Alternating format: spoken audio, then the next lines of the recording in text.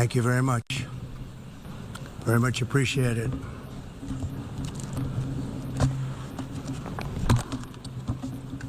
And I don't mind making this speech without a teleprompter, because the teleprompter is not working. I feel very happy to be up here with you nevertheless, and that way you speak more from the heart. I can only say that whoever's operating this teleprompter is in big trouble.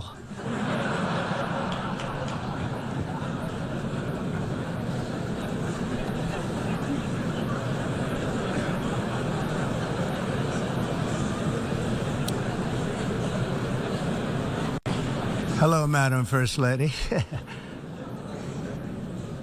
Thank you very much for being here. And Madam President, Mr. Secretary General, First Lady of the United States, distinguished delegates, ambassadors, and world leaders.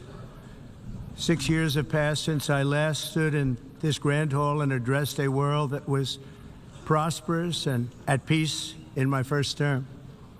Since that day, the guns of war have shattered the peace I forged on 2 continents.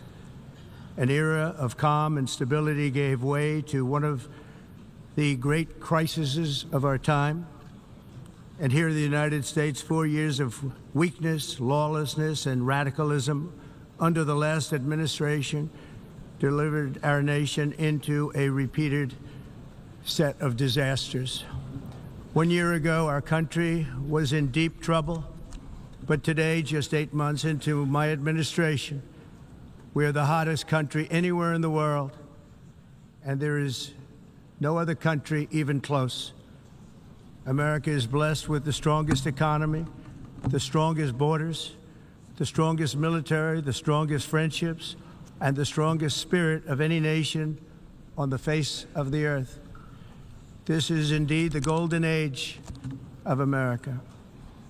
We are rapidly reversing the economic calamity we inherited from the previous administration, including ruinous price increases and record-setting inflation like we've never had before.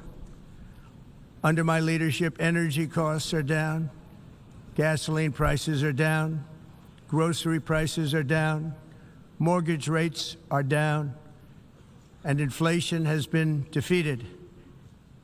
The only thing that's up is the stock market, which just hit a record high. In fact, it hit a record high 48 times in the last short period of time. Growth is surging, manufacturing is booming. The stock market, as I said, is doing better than it's ever done. And all of you in this room benefit by that, almost everybody. And importantly, workers' wages are rising at the fastest pace in more than 60 years. And that's what it's all about, isn't it? In 4 years of President Biden, we had less than $1 trillion of new investment into the United States. In just 8 months since I took office, we have secured commitments and money already paid for $17 trillion. Think of it, 4 years, less than $1 trillion, 8 months, much more than $17 trillion is being invested in the United States, and it's now pouring in from all parts of the world. We've implemented the largest tax cuts in American history and the largest regulation cuts in American history, making this once and again the best country on earth to do business. And many of the people in this room are investing in America, and it's turned out to be an awfully good investment during this 8-month period. In my first term, I built the greatest economy in the history of the world. We had the best economy ever, history of the world. And I'm doing the same thing again, but this time it's actually much bigger and even better. The numbers far surpass my record-setting first term. On our southern border, we have successfully repelled a colossal invasion. And for the last 4 months, and that's 4 months in a row, the number of illegal aliens admitted and entering our country has been 0. Hard to believe. because if you look back just a year ago, it was millions and millions of people pouring in from all over the world, from prisons, from mental institutions, drug dealers. All over the world they came. They just poured into our country with the ridiculous open border policy of the Biden administration. Our message is very simple. If you come illegally into the United States, you're going to jail, or you're going back to where you came from, or perhaps even further than that. You know what that means. I want to thank the country of El Salvador for the successful and professional job they've done in receiving and jailing so many criminals that entered our country. And it was under the previous administration that the number became record-setting, and they're all being taken out. We have no choice. And other countries have no choice, because other countries are in the exact same situation with immigration. It's destroying your country, and you have to do something about it. On the world stage, America is respected again like it has never been respected before. You think about 2 years ago, 3 years ago, 4 years ago, or 1 year ago, we were a laughingstock all over the world. At the NATO summit in June, virtually all NATO members formally committed to increase defense spending, at my request, from 2% to 5% of GDP, making our alliance far stronger and more powerful than it was ever before. In May, I traveled to the Middle East to visit my friends and rebuild our partnerships in the Gulf and those valued relationships with Saudi Arabia, Qatar, and the UAE, and other countries are now, I believe, closer than ever before. My administration has negotiated one historic trade deal after another, including with the United Kingdom, the European Union, Japan, South Korea, Vietnam, Indonesia, the Philippines, Malaysia, and many, many others. Likewise, in a period of just 7 months, I have ended 7 unendable wars. They said they were unendable. You're never going to get them solved. Some were going for 31 years, 2 of them, 31, think of it, 31 years. One was 36 years. One was 28 years. I ended 7 wars. And in all cases, they were raging with countless thousands of people being killed. This includes Cambodia and Thailand, Kosovo and Serbia, the Congo and Rwanda, a vicious, violent war that was, Pakistan and India, Israel and Iran, Egypt and Ethiopia, and Armenia and Azerbaijan. It included all of them. No president or prime minister, and for that matter, no other country has ever done anything close to that. And I did it in just 7 months. It's never happened before. There's never been anything like that. I'm very honored to have done it. It's too bad that I had to do these things instead of the United Nations doing them. And sadly, in all cases, the United Nations did not even try to help in any of them. I ended 7 wars, dealt with the leaders of each and every one of these countries, and never even received a phone call from the United Nations offering to help in finalizing the deal. All I got from the United Nations was an escalator that on the way up stopped right in the middle. If the First Lady wasn't in great shape, she would have fallen, but she's in great shape. We're both in good shape. We both stood. And then a teleprompter that didn't work. These are the 2 things I got from the United Nations, a bad escalator and a bad teleprompter. Thank you very much. And by the way, it's working now. It just went on. Thank you. I think I should just do it the other way. It's easier. Thank you very much. I didn't think of it at the time because I was too busy working to save millions of lives. That is the saving and stopping of these wars. But later I realized that the United Nations wasn't there for us. They weren't there. I thought of it really after the fact, not during these negotiations, which were not easy. That being the case, what is the purpose of the United Nations? The UN has such tremendous potential. I've always said it. It has such tremendous, tremendous potential, but it's not even coming close to living up to that potential.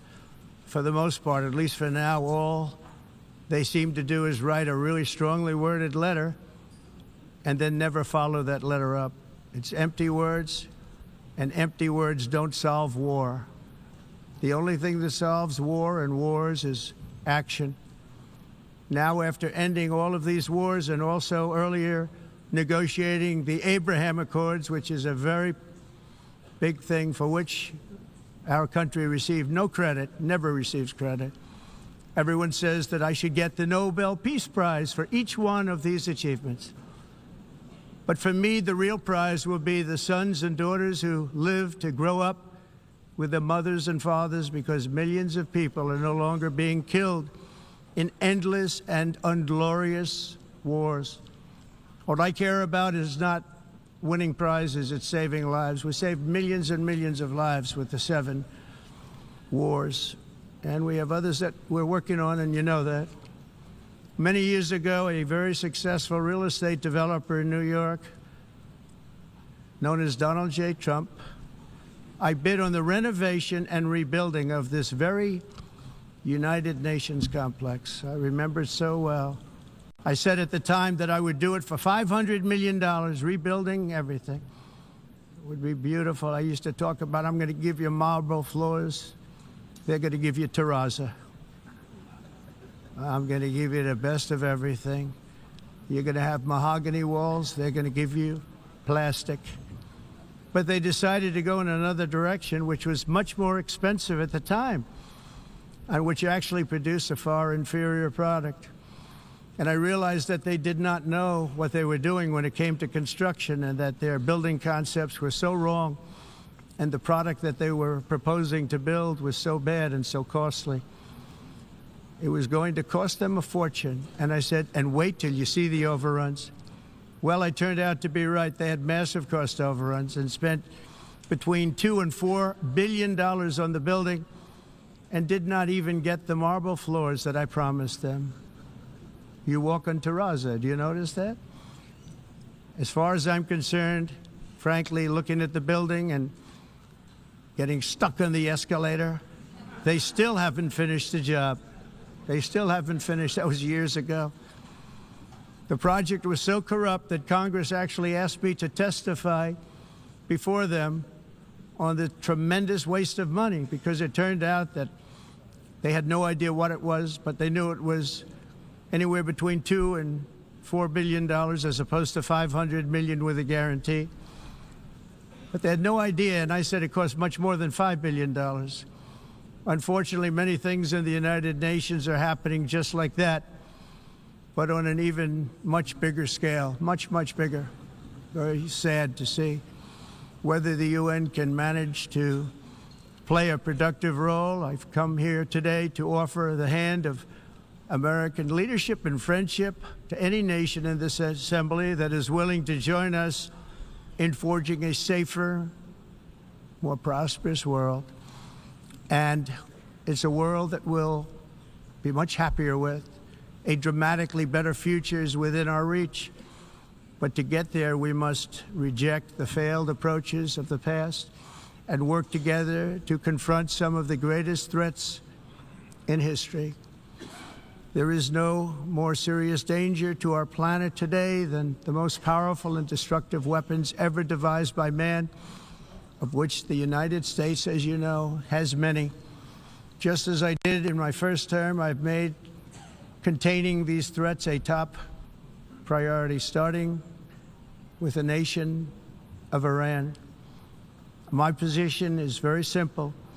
The world's #1 sponsor of terror can never be allowed to possess the most dangerous weapon. That's why, shortly after taking office, I sent the so-called Supreme Leader a letter making a generous offer. I extended a pledge of full cooperation in exchange for a suspension of Iran's nuclear program. The regime's answer was to continue their constant threats to their neighbors and U.S. interests throughout the region, and some great countries that are right nearby. Today, many of Iran's former military commanders, in fact, I can say almost all of them, are no longer with us. They're dead. And 3 months ago, in Operation Midnight Hammer, 7 American B-2 bombers dropped the 14 30,000-pound each bombs on Iran's key nuclear facilities, totally obliterating everything. No other country on earth could have done what we did. No other country has the equipment to do what we did. We have the greatest weapons on earth. We hate to use them. But we did something that for 22 years people wanted to do. With Iran's nuclear enrichment capacity demolished, I immediately brokered an end to the 12-day war, as it's called, between Israel and Iran, with both sides agreeing to fight no longer. As everyone knows, I have also been deeply engaged in seeking a ceasefire in Gaza. Have to get that done. Have to get it done. Unfortunately, Hamas has repeatedly rejected reasonable offers to make peace. We can't forget October 7th, can we? Now, as if to encourage continued conflict, some of this body is seeking to unilaterally recognize a Palestinian state. The rewards would be too great for Hamas terrorists for their atrocities. This would be a reward for these horrible atrocities, including October 7th, even while they refuse to release the hostages or accept a ceasefire. Instead of giving to Hamas and giving so much, because they've taken so much, they have taken so much. This could have been solved so long ago. But instead of giving in to Hamas's ransom demands, those who want peace should be united with one message: release the hostages now. Just release the hostages now. Thank you.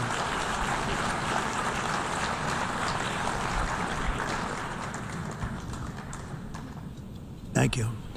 As we have got to come together, and we will come together, got to get it done. We have to stop the war in Gaza immediately. We have to stop it. We have to get it done. We have to negotiate, immediately have to negotiate peace. We got to get the hostages back. We want all 20 back. We don't want 2 and 4. As you know, I got, along with Steve Witkoff and others that helped us, Marco Rubio, we got most of them back. We were involved in all of them. But I always said the last 20 are going to be the hardest, and that's exactly what happened. We have to get them back now. We don't want to get back 2, and then another 2, and then 1, and then 3. Have this process. No, we want them all back, and we want the actually 38 dead bodies back, too. Those parents came to me, and they want them back, and they want them back very quickly and very badly, as though they were alive. They want them. They want them every bit as much as if their son or daughter were alive. I've also been working relentlessly, stopping the killing in Ukraine. I thought that would be, of the 7 wars that I stopped, I thought that would be the easiest because of my relationship with President Putin, which had always been a good one. I thought that was going to be the easiest one. But, you know, in war, you never know what's going to happen. There are always lots of surprises, both good and bad. Everyone thought Russia would win this war in 3 days. But it didn't work out that way. It was supposed to be just a quick little skirmish. It's not making Russia look good. It's making them look bad. No matter what happens from here on out, this was something that should have taken a matter of days, certainly less than a week.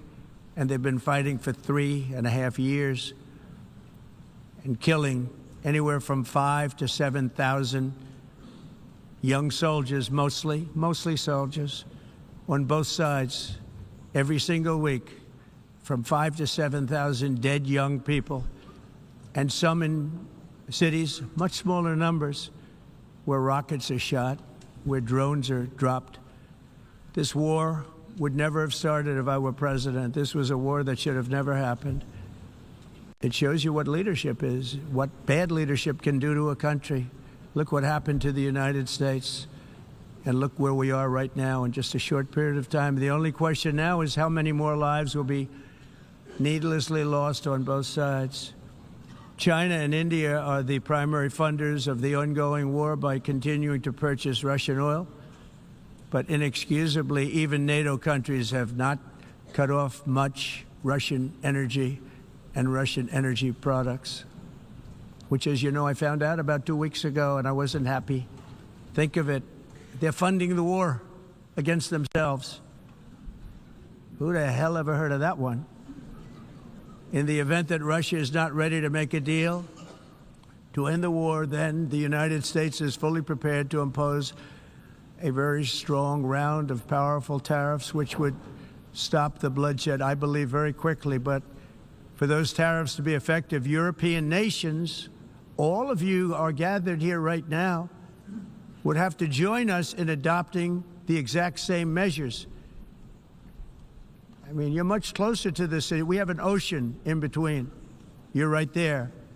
And Europe has to step it up. They can't be doing what they're doing. They're buying oil and gas from Russia while they're fighting Russia.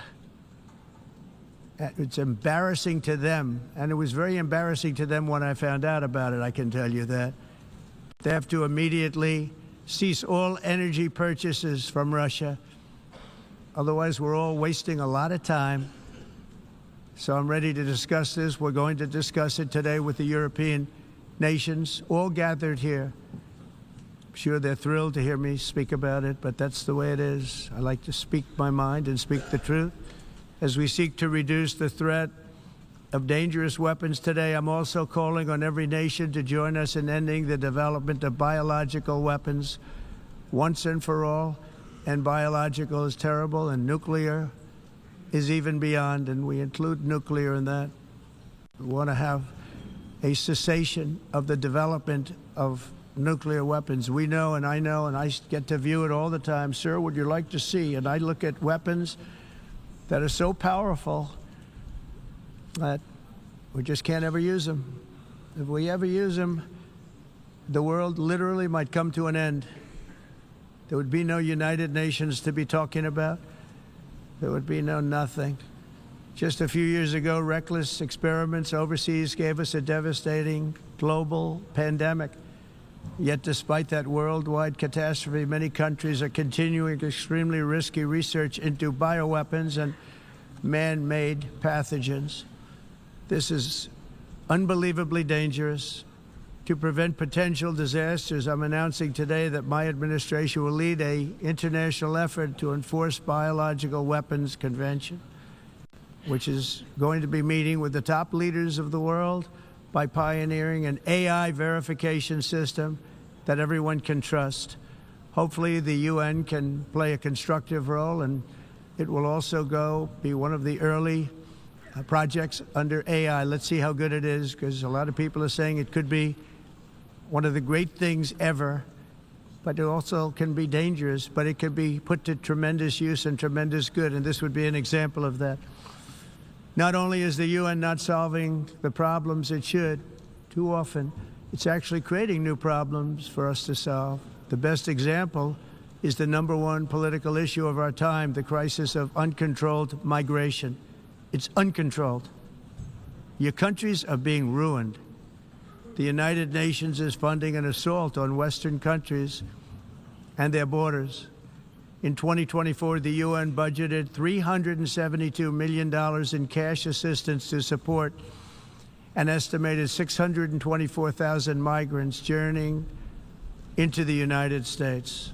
Think of that. The UN is supporting people that are illegally coming into the United States, and then we have to get them out.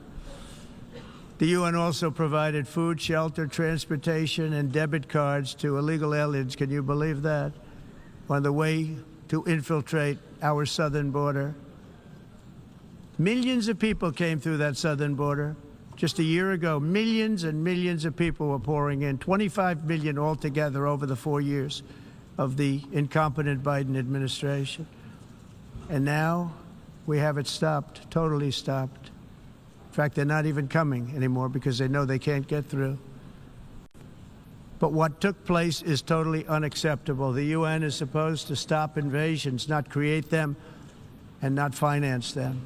In the United States, we reject the idea that mass numbers of people from foreign lands can be permitted to travel halfway around the world, trample our borders, violate our sovereignty, cause unmitigated crime, and deplete our social safety net. We have reasserted that America belongs to the American people, and I encourage all countries to take their own stand in defense of their citizens as well. You have to do that because I see it. I'm not mentioning names. I see it, and I can call every single one of them out. You're destroying your countries. They're being destroyed. Europe is in serious trouble. They've been invaded by a force of illegal aliens like nobody's ever seen before. Illegal aliens are pouring into Europe. Nobody is ever, and nobody's doing anything to change it, to get them out. It's not sustainable. And because they choose to be politically correct, they're doing just absolutely nothing about it. And I have to say, I look at London, where you have a terrible mayor, terrible, terrible mayor, and it's been so changed, so changed. Now they want to go to Sharia law, but you're in a different country. You can't do that. Both the immigration and their suicidal energy ideas will be the death of Western Europe if something is not done immediately. This cannot be sustained. What makes the world so beautiful is that each country is unique. But to stay this way, every sovereign nation must have the right to control their own borders. You have the right to control your borders, as we do now, and to limit the sheer numbers of migrants entering their countries and paid for by the people of that nation that were there and that built that particular nation at the time. They put their blood, sweat, tears, money into that country, and now they're being ruined. Proud nations must be allowed to protect their communities and prevent their societies from being overwhelmed by people they have never seen before, with different customs, religions, with different everything. Where migrants have violated laws, lodged false asylum claims, or claimed refugee status for illegitimate reasons, they should, in many cases, be immediately sent home. And while we will always have a big heart for places and people that are struggling and truly compassionate, answers will be given. We have to solve the problem, and we have to solve it in their countries, not create new problems in our countries. And we are very helpful to a lot of countries that are just not able to send their people anymore.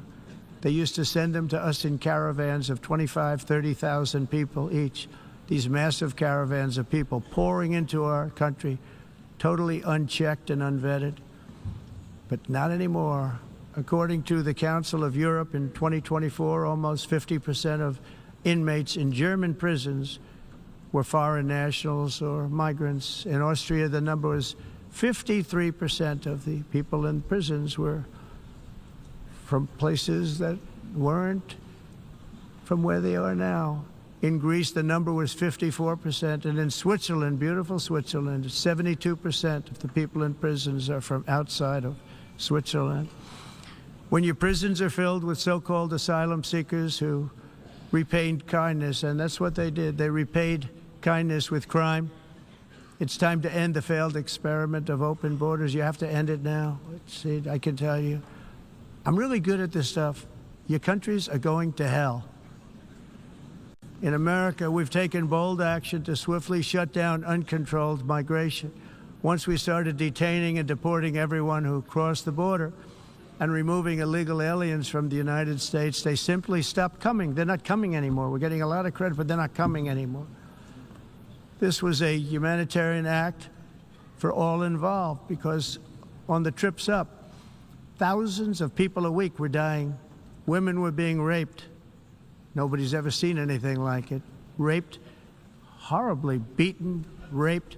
On the trip up, the journey up, it was a long walk. It was a long, arduous journey, indeed. And it was also a historic victory against human trafficking throughout the region. What we did was a victory, and we saved so many lives of people that wouldn't make the journey. That journey was loaded up with death. loaded up with death. Dead bodies all along the roads of jungles to get up. They go through jungles, they go through areas so hot you couldn't breathe. They were dying of suffocation, areas so hot that you couldn't breathe. Dead bodies all over. By them not coming, we're saving tremendous numbers of lives. My people have done a fantastic job in doing what they did, and the American public agrees with it. I mean, I was very proud to see this morning I have the highest poll numbers I've ever had. Part of it is because of what we've done on the border. I guess the other part is what we've done on the economy. Joe Biden's policies empowered murderous gangs, human smugglers, child traffickers, drug cartels, and prisoners from all over the world. The previous administration also lost nearly 300,000 children. Think of that. They lost more than 300,000 children, little children, who were trafficked into the United States on the Biden watch, many of whom have been raped, exploited, and abused, and sold. Sold. Nobody talks about that. The fake news doesn't write about it. With many others, young children who are missing or dead. And we found a lot of these children, and we're sending them back, and we've been sending them back to their parents. They said, nobody knows who they are. They said, where do you come from? And they'll give us a country, and we'll find out, and we'll figure it out, and we'll bring them back to their homes. And the mother and father rush to the door, and their tears in their eyes. They can't believe that they're seeing their son or daughter, their little son or daughter again. We've done almost 30,000 of them so far. Any system that results in the mass trafficking of children is inherently evil. Yet that is exactly what the globalist migration agenda has done, and it's what it's all about. In America, those days, as you know, are over. The Trump administration is working, and we are continuing to work to track down the villains that are causing this problem, and also, as I said, to get back the 30,000 we've already returned. Now I think we're going to have another. We're going to find a lot. You're not going to find all of them. 300, more than 300,000. They're lost or they're dead. They're lost or they're dead because of the animals that did this. To protect our citizens, I've also designated multiple savage drug cartels as far as and you see this, and you see it happening right before your eyes. Let's put it this way. People don't like taking big loads of drugs in boats anymore. There aren't too many boats that are traveling on the seas by Venezuela. They tend not to want to travel very quickly anymore. And we've virtually stopped drugs coming into our country by sea. We call them the water drugs. They kill hundreds of thousands of people. I've also designated multiple savage drug cartels as far as foreign terrorist organizations, along with two bloodthirsty transnational gangs, probably the worst gangs anywhere in the world, MS-13 and Tren de Aragua. Tren de Aragua is from Venezuela, by the way. Such organizations torture, maim, mutilate, and murder with impunity. They're the enemies of all humanity. And for this reason, we've recently begun using the supreme power of the United States military to destroy Venezuelan terrorists and trafficking networks led by Nicolas Maduro. To every terrorist thug smuggling poisonous drugs into the United States of America, please be warned that we will blow you out of existence. That's what we're doing. We have no choice. Can't let it happen. They're destroying. I believe we lost 300,000 people last year to drugs, 300,000. Fentanyl and other drugs. Each boat that we sink carries drugs that would kill more than 25,000 Americans. We will not let that happen. Energy is another area where the United States is now thriving like never before. We're getting rid of the falsely named renewables. By the way, they're a joke. They don't work. They're too expensive. They're not strong enough to fire up the plants that you need to make your country great. The wind doesn't blow. Those big windmills are so pathetic and so bad, so expensive to operate.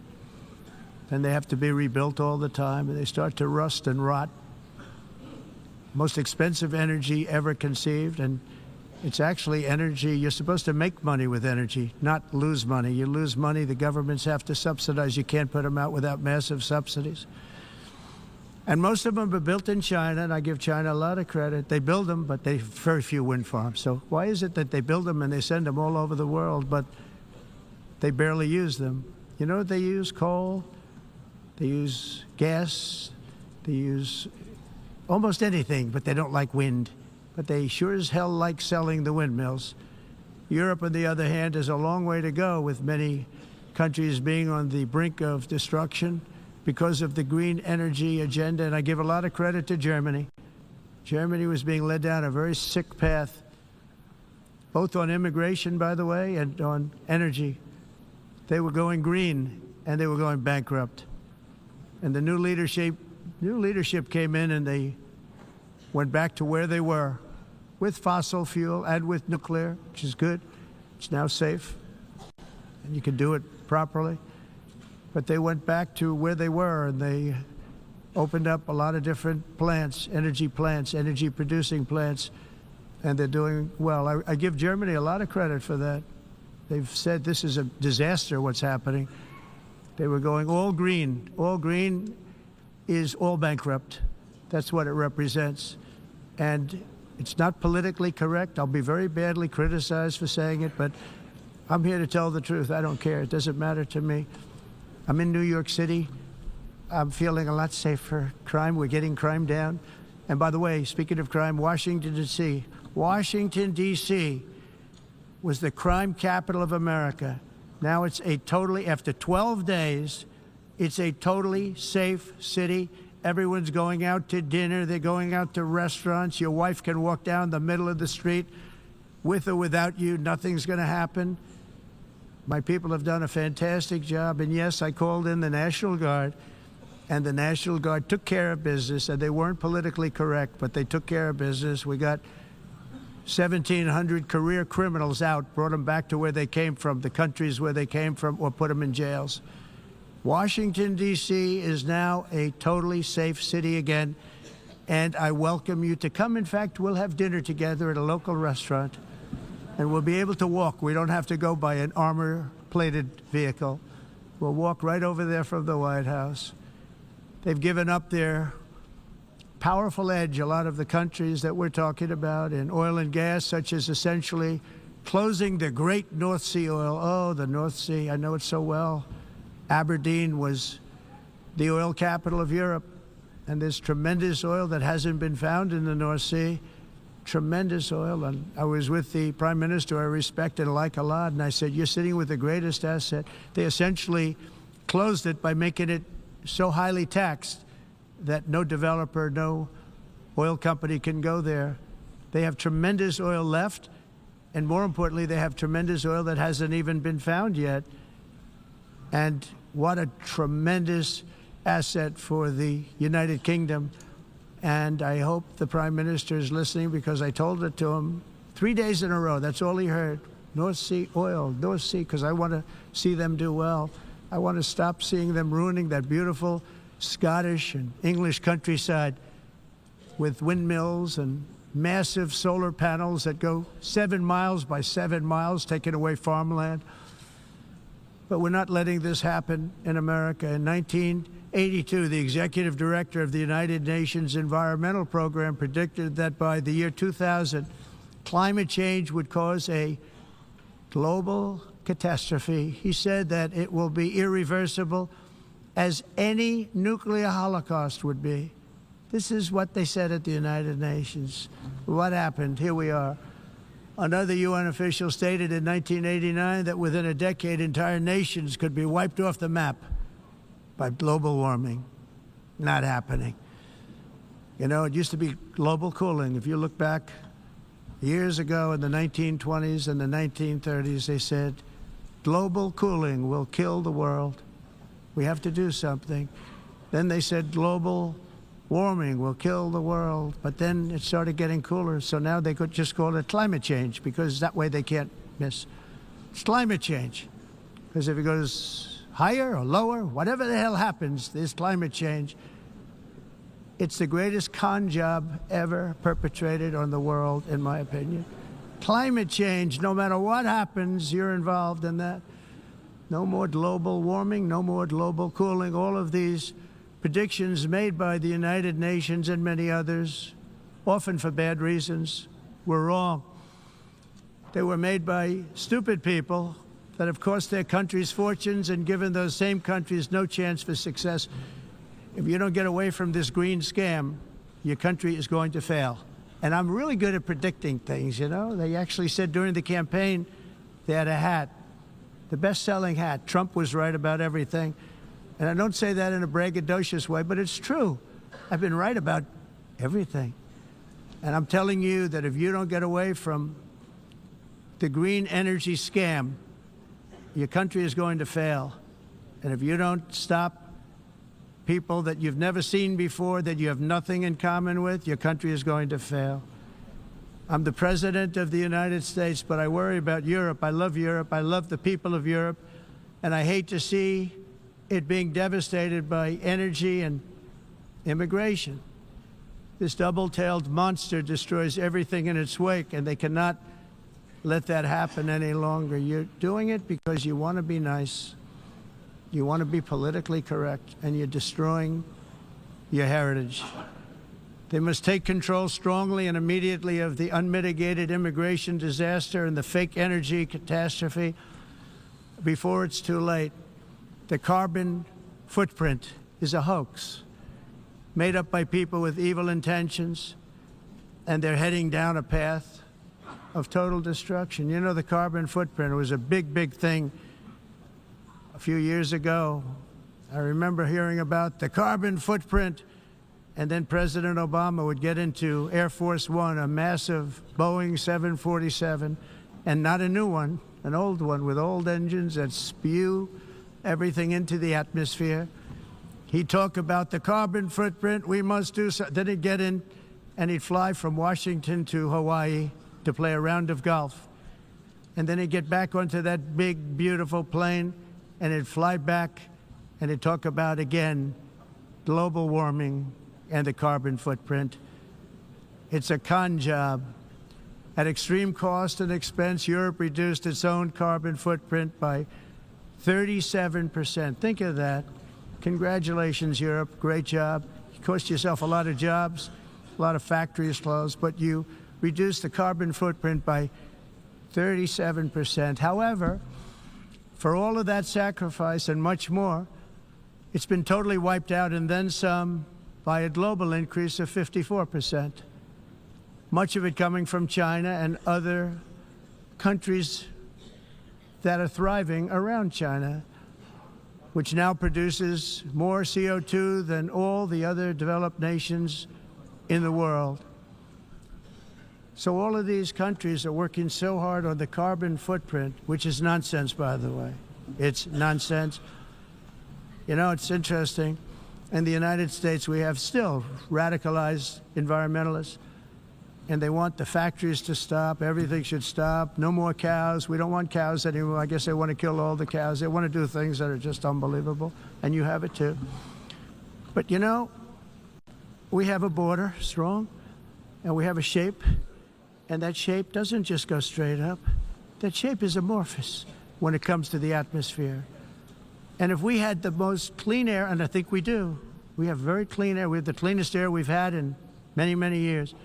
But the problem is that other countries, like China, which has air that's a little bit rough, it blows.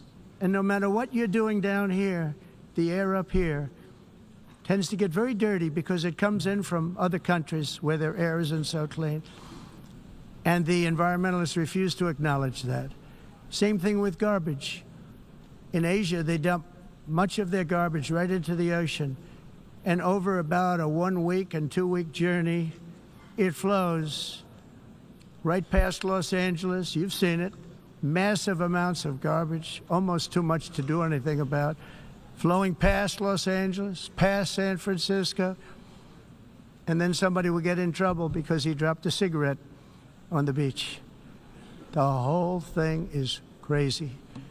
The primary effect of these brutal green energy policies has not been to help the environment, but to redistribute manufacturing and industrial activity from developed countries that follow the insane rules that are put down to polluting countries that break the rules and are making a fortune. They're making a fortune. European electricity bills are now 4 to 5 times more expensive than those in China, and 2 to 3 times higher than the United States. And our bills are coming way down. You probably see that our gasoline prices are way down. You know, we have an expression, drill. Nós reduzimos os custos de energia porque nós faremos, como a expressão, vamos fazer tudo isso, reduzir os custos de energia e os custos diminuíram nos Estados Unidos. Common to see one. Por exemplo, se você olhar Electric costs nos países em approximately faturas de energia, 100 heat-related deaths. nós não mas nós nos Estados Unidos conseguimos usar eles e evitar aumento da temperatura, porque é muito caro também usar nada e ninguém usa Pretending to stop the global tudo isso hoax. The como a of asking mudança. industrialized nations, Esse agenda mundialista não tem nenhum sentido. entire societies must be rejected. All right, so it does sound as though that feed of President Trump that is being provided by the United Nations is now switching between several languages for some reason. We are trying to get it from another source, so we are going to try it from this one. This is Reuters, to see if that does fix the problem. The global warming hoax. The entire globalist concept of asking successful industrialized nations to inflict pain on themselves and radically disrupt their entire societies must be rejected completely and totally, and it must be immediate. That's why in America I withdrew from the fake Paris Climate Accord, where, by the way, America was paying so much more than every country. Others weren't paying. China didn't have to pay until 2030. Russia was given an old standard that was easy to meet, a 1990 standard. For the United States, we're supposed to pay like $1 trillion. And I said, this is another scam. The fact is, the United States has been taken advantage of by the world for many, many years, but not any longer, as you probably noticed. I unleashed massive energy production and signed historic executive orders to hunt for oil, but we don't have to do much hunting because we have the most oil of any nation anywhere, oil and gas in the world. And if you add coal, we have the most of any nation in the world. Clean, I call it clean, beautiful coal. You can do things today with coal that you couldn't have done 10 years ago, 15 years. So I have a little standing order in the White House. Never use the word coal, only use the words clean, beautiful coal. Sounds much better, doesn't it? But we stand ready to provide any country with abundant, affordable energy supplies if you need them, when most of you do. We're proudly exporting energy all over the world. We're now the largest exporter. In the United States, we want trade and robust commerce with all nations, everybody. We want to help nations. We're going to help nations. But it must also be fair and reciprocal. The challenge with trade is much the same with climate. The countries that followed the rules, all their factories have been plundered. It's really sad to watch. They've been broken. They've been broken by countries that broke the rules. That's why the United States is now applying tariffs to other countries, and much as these tariffs were for many years applied to us, uncontrollably applied to us. We've used tariffs as a defense mechanism under the Trump administration, including my first term, where hundreds of billions of dollars in tariffs were taken in. And by the way, we had the lowest inflation, and now we have very low inflation. The only thing different is that we have hundreds of billions of dollars flowing into our country. But this is how we will ensure that the system works for everyone and is sustainable into the future.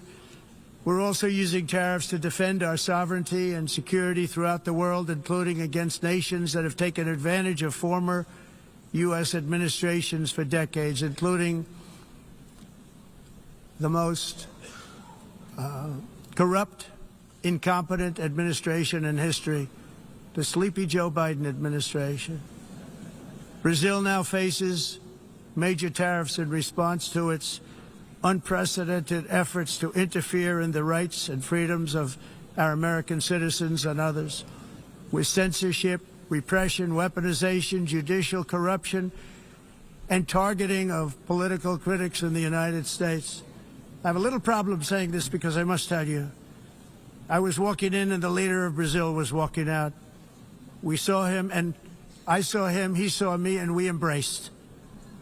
And then I'm saying, can you believe I'm going to be saying this in just 2 minutes? We actually agreed that we would meet next week. We didn't have much time to talk, like about 20 seconds. They were in retrospect, I'm glad I waited because this thing didn't work out too well. But we did talk. We had a good talk, and we agreed to meet next week, if that's of interest. But he seemed like a very nice man, actually. He liked me, I liked him. But if you, and I only do business with people I like. When I don't like them, I don't like them. But we had, at least for about 39 seconds, we had excellent chemistry. It's a good sign. But also in the past, Brazil, can you believe this, unfairly tariffed our nation, but now because of our tariffs, we are hitting them back, and we're hitting them back very hard. As president, I will always defend our national sovereignty and the rights of American citizens. So I'm very sorry to say this, that Brazil is doing poorly and will continue to do poorly. They can only do well when they're working with us. Without us, they will fail, just as others have failed. It's true. Next year, the United States will celebrate the 250th anniversary of our glorious independence, a testament to enduring power and American freedom and spirit. We will also be proudly hosting the 2026 FIFA World Cup, and shortly thereafter, the 2028 Olympics, which is going to be very exciting. I hope you all come. I hope that countless people from all over the globe will take part of these will be great celebrations of liberty and human achievement, and that together we all can rejoice in the miracles of history that began in July 4th, 1776, when we founded the light to all nations. And it's something really that an amazing thing came out of that date. It's called the United States of America. In honor of this momentous anniversary, I hope that all countries who find inspiration in our example will join us in renewing our commitment, values, and those values, really, that we hold so dear. Together, let us defend free speech and free expression. Let us protect religious liberty, including for the most persecuted religion on the planet today. It's called Christianity. And let us safeguard our sovereignty and cherish qualities that have made each of our nations so special, incredible, and extraordinary. In closing, I just want to repeat that immigration and the high cost of so-called green renewable energy is destroying a large part of the free world and a large part of our planet. Countries that cherish freedom are fading fast because of their policies on these two subjects. You need strong borders and traditional energy sources if you are going to be great again. Whether you have come from north or south, east or west, near or far, every leader in this beautiful hall today represents a rich culture, a noble history, and a proud heritage that makes each nation majestic and unique, unlike anything else in human history or any other place on the face of the earth.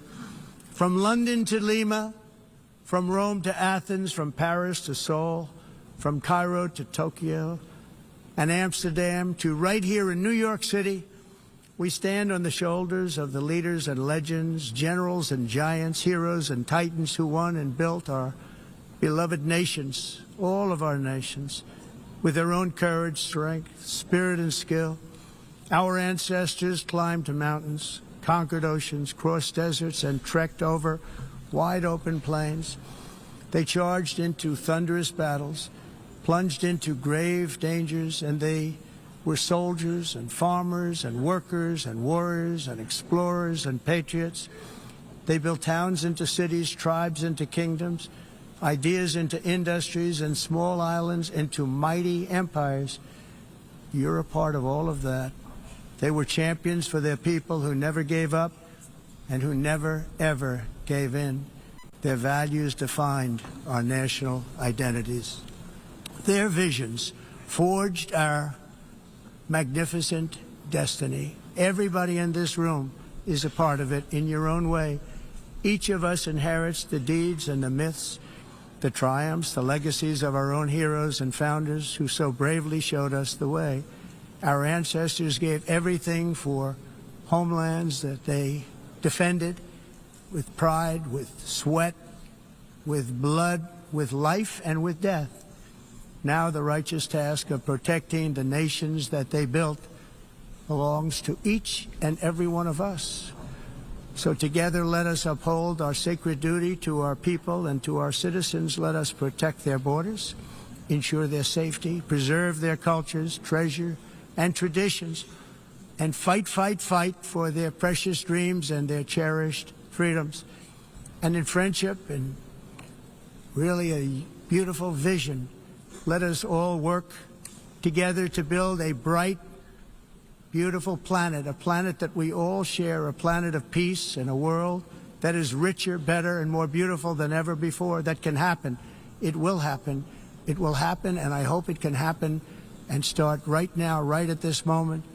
We'll turn it around. We're going to make our countries better, safer, more beautiful. We're going to take care of our people. Thank you very much. It's been an honor. God bless the nations of the world. Thank you very much. Bye.